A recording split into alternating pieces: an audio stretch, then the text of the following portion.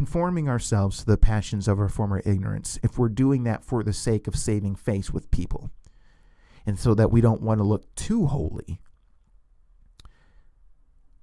one thing that we do in doing that, not only do we not fully display the character of Christ in our lives, which is what we want people to see, but it gives mixed messages.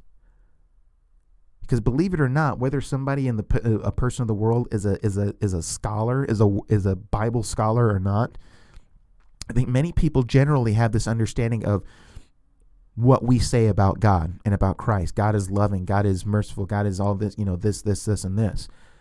We start dabbling these sorts of things out of fear of being too holy and being written off by the world. That sends mixed messages.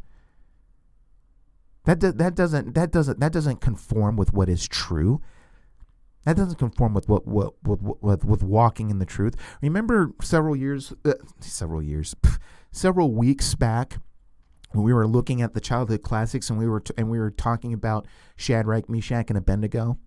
Remember what we said about, we said like one thing that us as readers might ask in our mind is that, well, why couldn't Shadrach, Meshach, and Abednego, when everybody else bowed down to the image at the sound of the music, why couldn't they just do the same thing and prostrate themselves? I mean, bodily prostrate themselves, but maybe like in their mind just pray to God. And, they're not actually worshiping the statue or worshiping any other god. They'll still worship God, but they just go through the motions so that they don't get in trouble and they're not thrown into the fiery furnace. Remember what we talked about what I said when we were talking about that? I said the reason why Shadrach, Meshach, and Abednego wouldn't want to do that is because it gives mixed messages. Because even if they were to go with this justification of, well, we're kind of like the only few people around here that can minister to these people. If we don't follow through and we get thrown into the fiery furnace, then what's going to be the hope of these people? But really, at the same time, if they bow down, they're going to be giving mixed messages to the people around them. So that if they're trying to minister and they're trying to talk about the one true God and the God that they worship and giving a testimony, your intentions might have been to self-preserve yourself so that you can stay around and minister to other people, let's say. But the other person would say, well, wait a minute. When we had that big, huge worship service in the plains of Dura with that 90-foot statue, weren't you with everybody else bowing down to that statue? I don't get that. You're going to have to explain yourself there. And, it just sets up for a very bad situation. It sends mixed messages. And what it does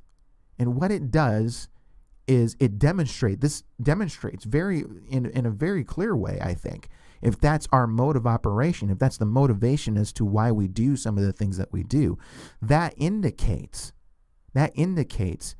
a lack of faith on our part. Because God says, do this, walk in the way of holiness, you shall be holy, for I am holy. And again, all of that comes by obedience, the life of obedience that we live because we are children of obedience. And essentially going the other way and being conformed to the passions of our former ignorance, what we're saying is that, no, that's not entirely 100% correct.